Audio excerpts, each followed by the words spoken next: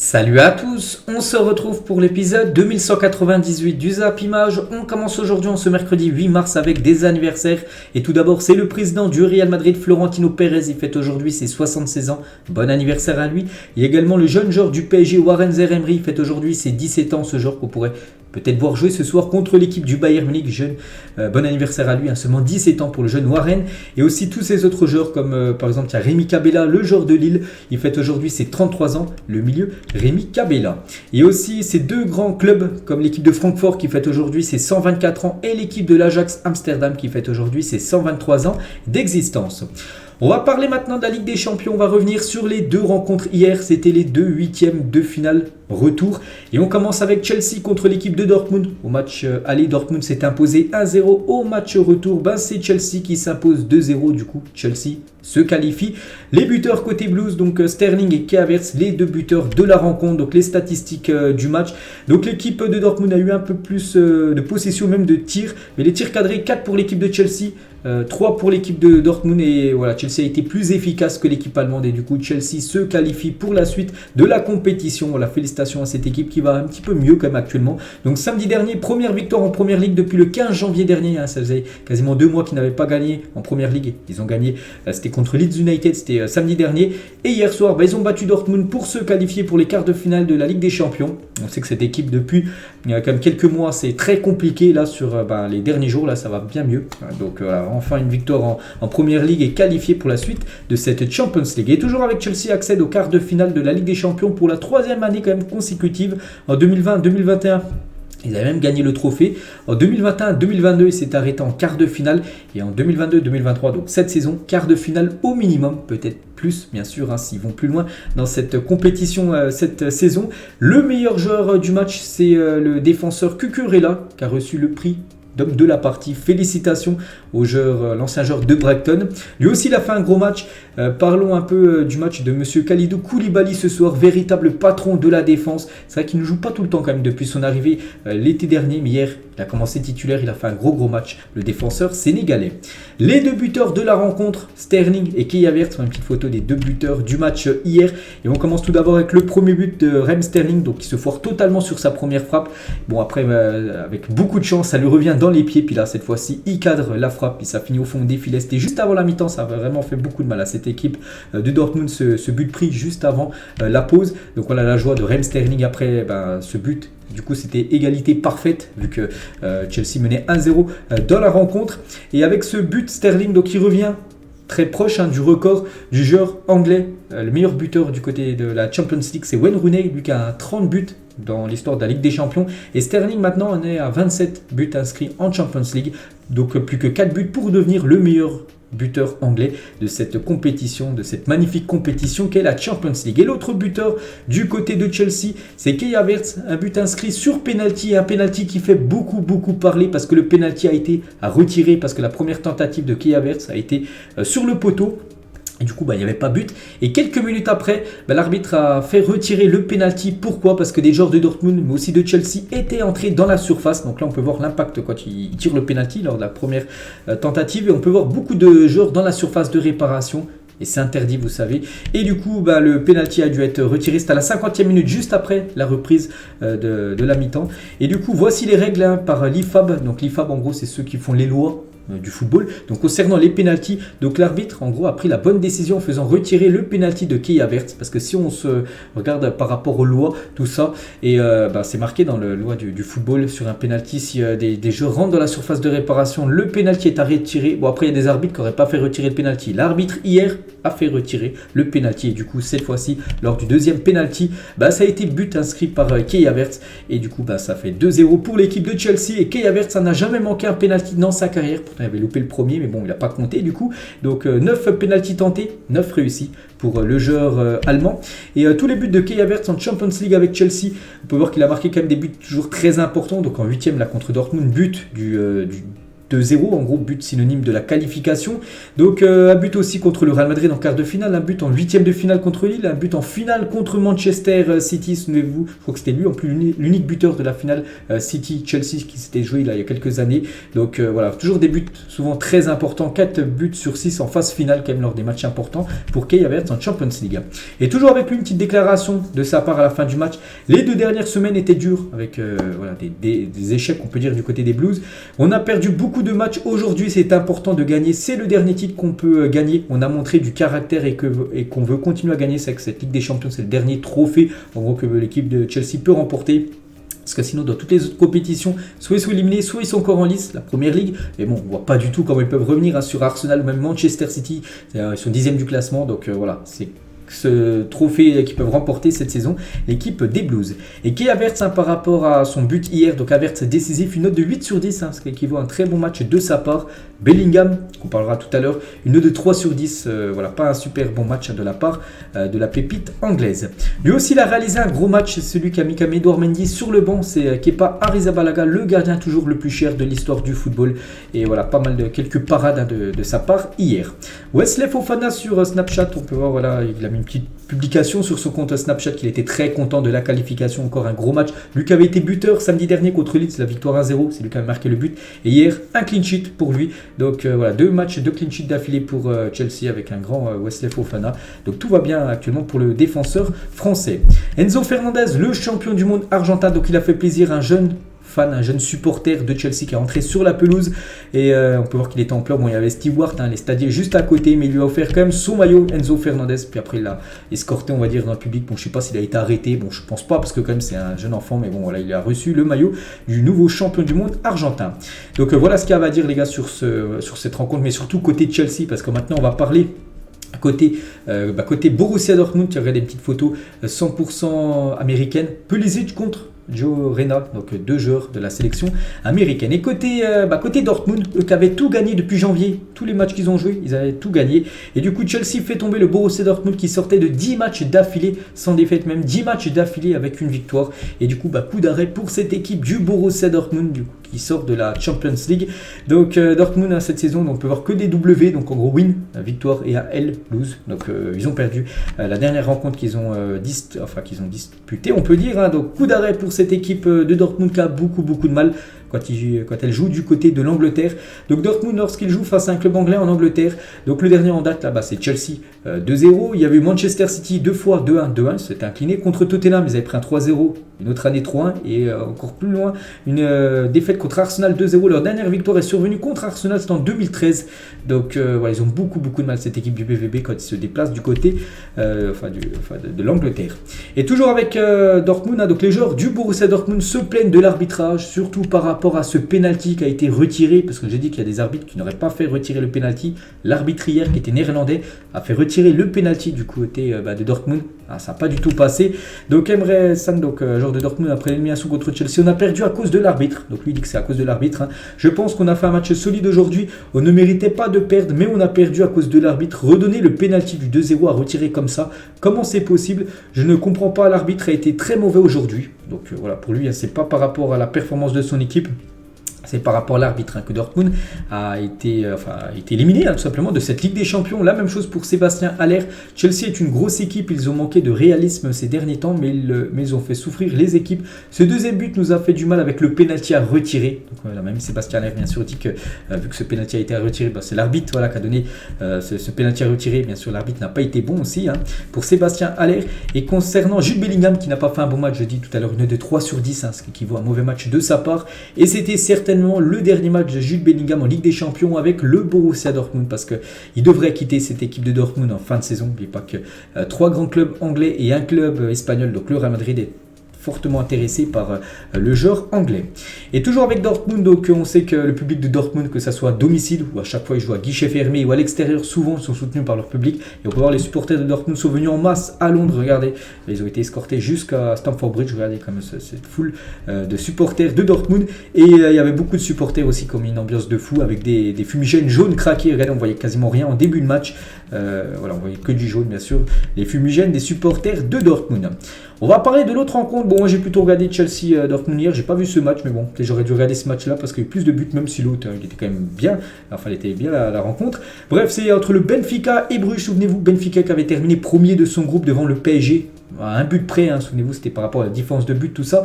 Et du coup, regardez, le Benfica a joué Bruges, puis ça a été une formalité pour eux, victoire 2-0 au match aller, victoire 5-1 au match retour, donc score cumulé 7-1 comme pour le Benfica. C'est avec le PSG, dommage qu'ils ne sont pas finis premiers, ça aurait été peut-être Bruges pour eux, puis peut-être ils auraient été en quart, le PSG, bon bref. Alors revenons sur ce match, donc le Benfica, Festival, David Neres, Mario, Rafa Silva et Gonzalo Ramos doublé, ce qui fait 5 buts inscrits par le Benfica.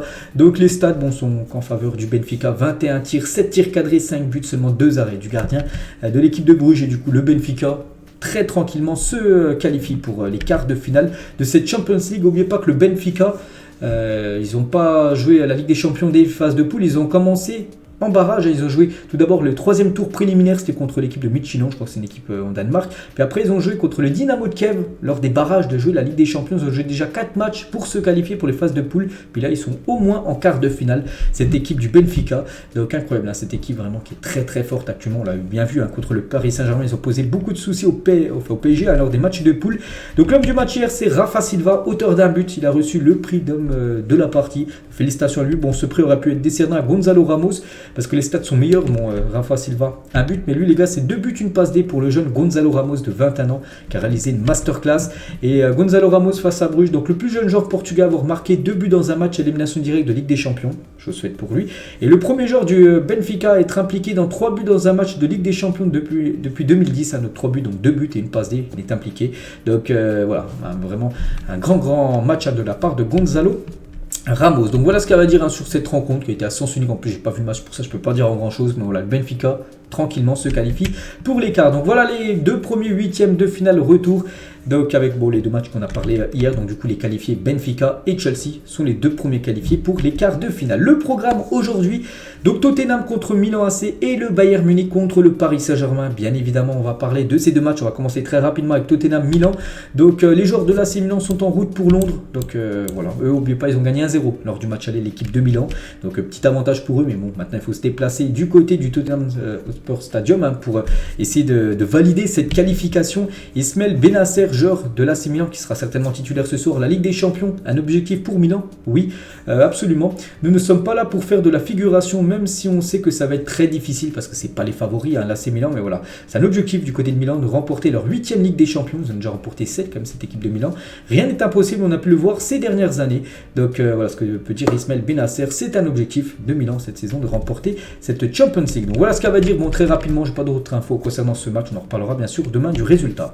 Mais nous maintenant on va parler beaucoup de ce Bayern Munich Paris Saint-Germain. Je pense que c'est les affiches que beaucoup de personnes vont regarder ce soir. Tout d'abord la une du journal L'équipe aujourd'hui, la journée de la flamme. N'oubliez pas qu'aujourd'hui c'est la journée de la femme, donc en gros ça a été changé un peu le jeu de mots, la journée de la flamme, voilà, par rapport à cette rencontre. Donc battu 1-0 lors du match aller au Parc des Princes, le PSG s'en remet au génie de Kylian Mbappé et de Lionel Messi pour réussir l'exploit de se qualifier sur le terrain du Bayern Munich ce soir.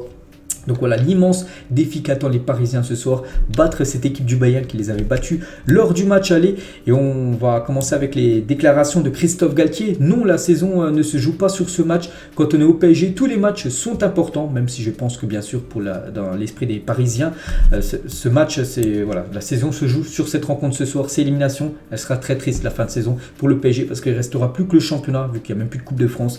Donc voilà, c'est vraiment un match ultra important pour cette fin de saison, pour que la fin de saison du PSG ne soit pas morose, on peut dire. Toujours avec Galtier, j'ai passé beaucoup de temps avec certains de mes joueurs ce mardi matin, donc hier, vu qu'il était en conférence de presse hier. Il y a des failles chez nous, mais aussi chez l'adversaire. Il faudra être à la fois très vigilant et très audacieux dans la manière dont nous allons attaquer.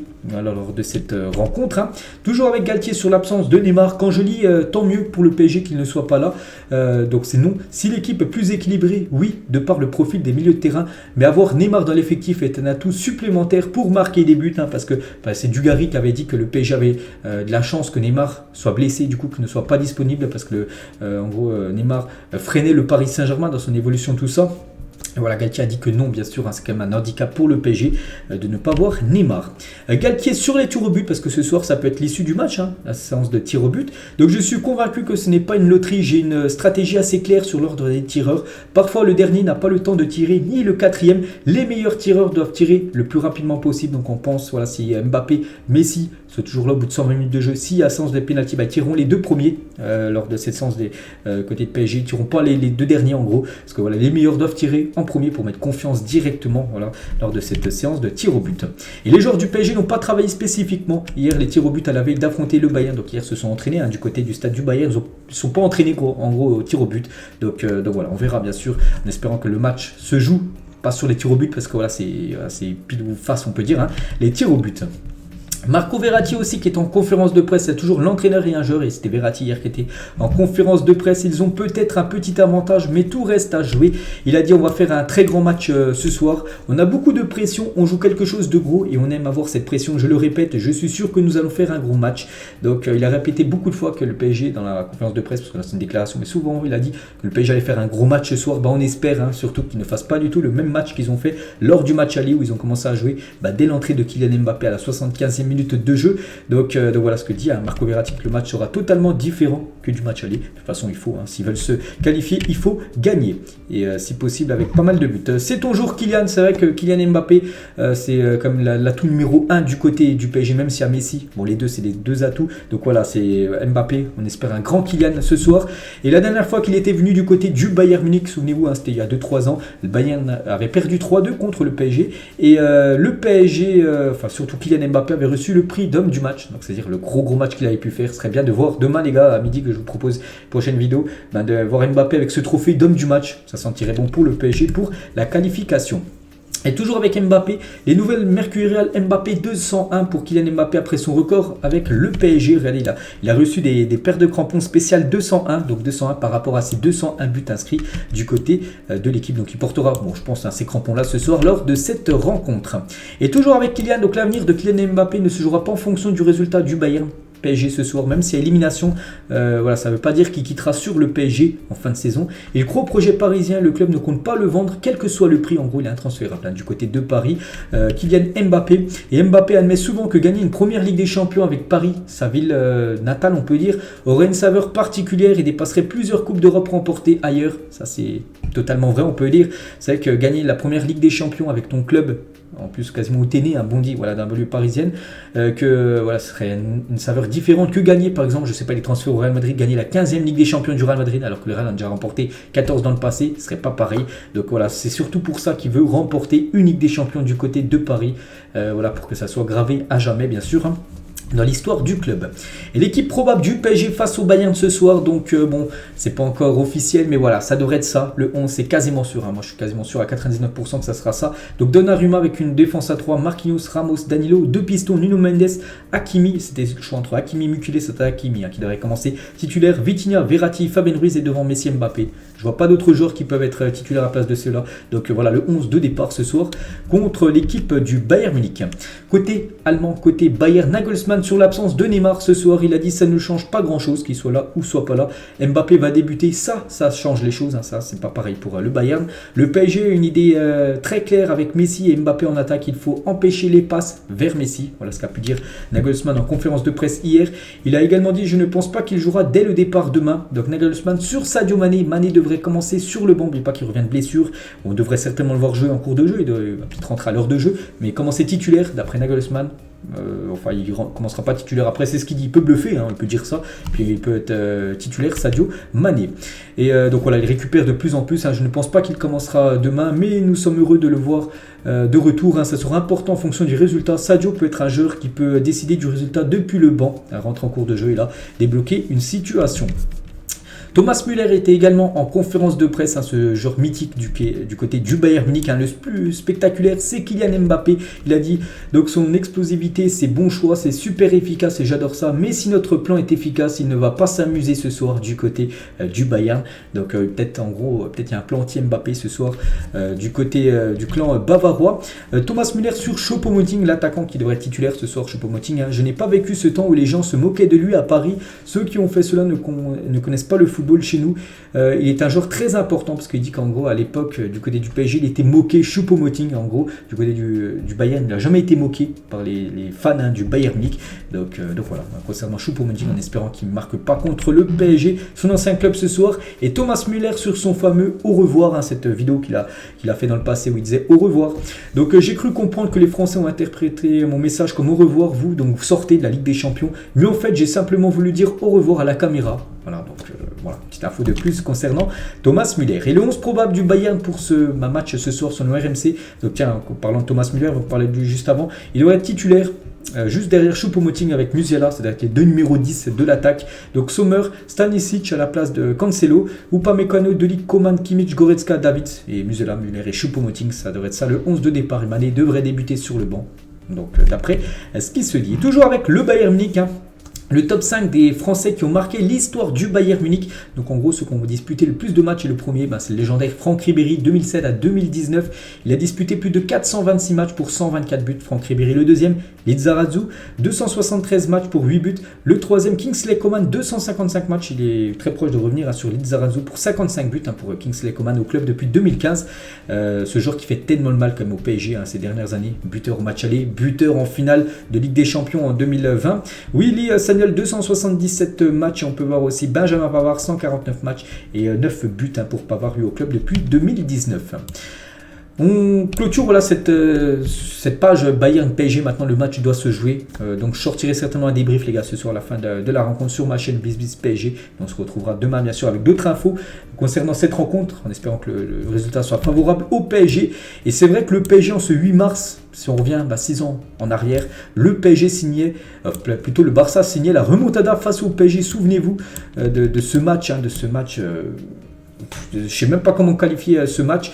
Donc où le Barça quand même revenait et gagnait le match 6-1 alors que le PSG s'était imposé 4-0 au match aller. Donc voilà, c'était il y a 6 ans jour pour jour. C'était un 8 mars, c'était le 8 mars 2017 exactement. Donc un match bien sûr où peut-être le Barça méritait de gagner, mais peut-être pas avec autant de buts. On peut voir quelqu'un qui avait été très important lors de ce match, la personne tout à droite avec le maillot jaune, l'arbitre. Je pense qu'il avait comme été, on peut dire, très généreux avec le FC Barcelone lors de cette soirée. Bon bref, voilà, ça reste gravé maintenant. Et c'était il y a 6 ans, jour pour jour. C'est pour ça que le PSG ne doit pas faire la même chose ce soir. Donc, de toute façon, il n'y aura pas de remontada vu que le PSG a perdu lors du match aller. Mais pas avoir de regrets comme ils avaient. Parce que là, c'était d'énormes regrets. Ils a gagné le match 4-0. Allez, ils perdent le match 6-1. Donc il y avait d'énormes regrets il y a 6 ans. Pas avoir les mêmes regrets ce soir lors de cette rencontre contre le Bayern et jouer et pour essayer de se qualifier. Donc voilà, regardez par exemple la une, c'était le lendemain, le 9 mars, donc le lendemain de cette défaite historique inqualifiable. C'était la une journal de l'équipe. Donc alors que la qualification semble assurée à la 88e minute, le PSG a encaissé 3 buts en 7 minutes. Souvenez-vous, c'était n'importe quoi. Moi j'étais au fond du trou. Il permet au Barça de réaliser une remontée historique. C'est tout le projet parisien qui est désormais menacé par cette humiliation. Voilà, c'était il y a 6 ans, jour pour jour. Toujours avec la Champions League, les gars, on va revenir aussi sur quelques infos concernant cette Champions League. Voici les pays avec le plus grand nombre de matchs en Ligue des Champions. Donc c'est du côté de l'Espagne, donc le Barça, le Real Madrid, l'Atlético. Si on cumule tous les matchs joués par ces équipes espagnoles Ligue des Champions, ça fait plus de 1019 matchs devant les clubs anglais, 979 pour la France, toujours à 5e position, 575 matchs pour les clubs français, Lyon, Marseille, PSG, tout ça. Donc on l'a cumulé. Donc là c'est les matchs joués, les victoires cette fois-ci. Donc on peut voir à chaque fois, donc là les matchs joués, les victoires, c'est quasiment à chaque fois la moitié. Donc en Espagne, 514 victoires sur 1019 matchs joués. En Ligue des Champions en Angleterre, 489 matchs gagnés sur 972 joués. Donc voilà, en France, c'est 229 victoires en Ligue des Champions sur 575 matchs joués en Champions League. Voici cette fois-ci les clubs ayant écopé le plus de cartons rouges dans l'histoire de la Ligue des Champions. C'est l'équipe de la Juventus, 27 cartons rouges pour la Juventus. Le Bayern, 21 cartons rouges. Porto, 20. Inter, 19. Et Arsenal, 17 cartons rouges. Dans l'histoire, je vous parle de la Ligue des Champions. Cette fois-ci, les buts les plus rapides de l'histoire de la Ligue des Champions, c'est toujours le néerlandais Roy Mackay, je crois, un ancien joueur du Bayern Munich. Il a marqué au bout de seulement 10 secondes de jeu, 10 secondes et 12 centièmes, toujours le record du but le plus rapide de l'histoire de la Ligue des Champions, devant deux Brésiliens, Del Piero, s'il avait inscrit un but très rapidement, au bout de seulement 20 secondes de jeu. Cette fois-ci, les deux seuls joueurs ayant inscrit un quintuplé en Ligue des Champions, Luis Adriano avec le Shakhtar et Léo Messi. En plus, je crois que c'était on a parlé hier, ça faisait, je crois, jour pour jour, je ne sais plus exactement quelle année, je crois que ça devait faire 11 ans jour pour jour qui marquait 5 buts. C'était lors d'une victoire du Barça 7-1 contre Leverkusen. Donc, il y a un quadruplé, donc 4 buts dans un match de Ligue des Champions. On peut voir que Zlatan, Giroud, Haller, Lewandowski 2 fois, Ronaldo, Gomis, Messi, Van Basten, Van Nistelrooy, Shevchenko, tous ces joueurs ont inscrit au moins une fois 4 buts lors d'un match de Ligue des Champions. Cette fois-ci, seuls 5 buts ont été marqués par un gardien dans l'histoire de la Ligue des Champions. Bon, c'est plutôt rare. Donc voilà, tous les jours. Tiens, Niema contre l'équipe de Lyon. Un coup, il avait été buteur. Voilà, donc on peut voir que Georges But, un ancien gardien allemand. Voilà, il avait déjà marqué quand même quelques buts contre la Juventus Turin en tant que gardien. Complètement folle cette stat. Saviez-vous aussi sur le Real Madrid en Ligue des Champions? Donc c'est le club avec le plus de victoires en Ligue des Champions, le troisième club avec le plus de défaites vu qu'ils vont souvent loin en Ligue des Champions. Voilà, ils perdent souvent aussi des matchs. Le club avec le plus de buts concédés, le club avec le plus de buts inscrits et quatrième club avec le plus de matchs nuls. Cette équipe du Real Madrid qui a quand même 14 trophées de Ligue des Champions, incroyable. On continue les gars. Donc on clôture la page Ligue des Champions. On continue aussi avec un match qui a été joué hier. Donc c'est un match d'Europa Conference League. Normalement ce match devait se jouer jeudi, mais il a été joué hier. C'est la Lazio de Rome qui recevait l'AZ Alkmaar. Et c'est le club néerlandais qui s'est imposé 2-1 lors de ce 8e de finale. Allez, donc pourquoi déjà ce match est joué hier? Parce que bon, j'ai pas vu la raison sur internet, mais je pense c'est parce que la Lazio qui devait jouer jeudi soir, Lazio de Rome et l'AS Roma, les deux clubs de la ville de Rome, jouent également jeudi soir. Donc c'est pour ça en gros qu'ils ne peuvent pas avoir deux matchs du côté de Rome en même temps, voilà, par rapport au service de sécurité, tout ça, la police. Donc c'est pour ça que ce match a été plutôt joué hier, pour pas que les deux matchs de la Lazio et de l'AS Roma se jouent le même jour, quasiment la même heure, dans la ville de Rome. Donc voilà, défaite de l'AS Roma, victoire de l'AZ Alkmaar qui prend une petite option quand même pour se qualifier. Pour les quarts de finale, on peut voir les stats de la partie côté Lazio. En plus, la Lazio menait 1-0 et le buteur c'est Pedro. Et Pedro, buteur ce soir, Pedro a désormais marqué dans toutes les compétitions européennes, Ligue des Champions, Europa League, Europa Conference League. Voilà, donc c'est le seul pour l'instant réaliser cet exploit.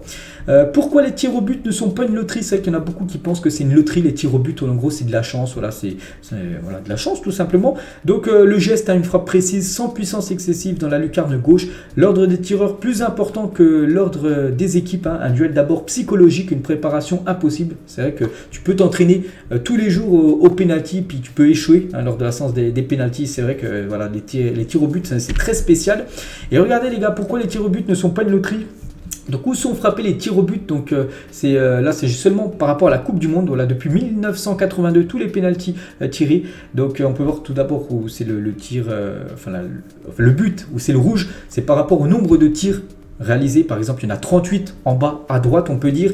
Il y en a 8 en haut à droite de la lucarne. Il y en a eu, je sais pas, 13 quasiment au milieu, 5 au milieu, 2 qui ont été tirés vraiment au milieu. Donc 2, c'est peut-être des Panenka, tout ça, ou vraiment des joueurs qu'on tire en plein milieu. Et on peut voir le pourcentage, cette fois-ci, taux de réussite quand c'est en haut de la barre transversale. Vraiment 100%. Que ça soit à chaque fois les tirs au but tirés en Coupe du Monde, tout en haut, dans la dernier tiers, on va dire, en haut du tir au but. Enfin, du but plutôt, c'est but. Voilà, 100%. Donc voilà, où il y a le plus de buts, c'est souvent sur les côtés, en lucarne. Quand tu tires en lucarne, en penalty, c'est quasiment but à chaque fois. Mais bon, il y a un risque, il y a un risque de toucher le poteau, il y a un risque de tirer à côté. Donc c'est vrai que c'est pas une loterie, c'est un exercice qu'il faut s'entraîner, comme s'entraîner voilà, pour bien sûr chaque rencontre. Et on finit les gars cet épisode d'aujourd'hui, c'est la dernière info du jour et on termine bien sûr avec les pronostics pour ce soir. Donc Tottenham-Milan tout d'abord.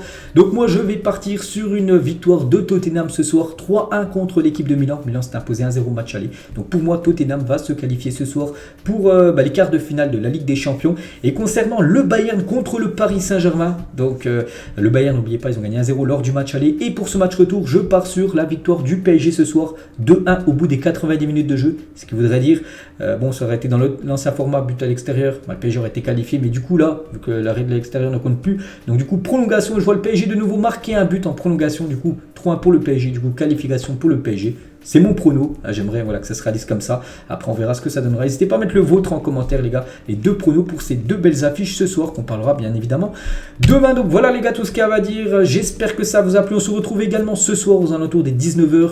Voilà, quasiment 2 heures avant les matchs ce soir pour des autres infos. Parce que aussi, il y a d'autres infos en dehors de la Ligue des Champions. Beaucoup de choses aussi à vous dire. Allez, bonne journée à vous et à tout à l'heure.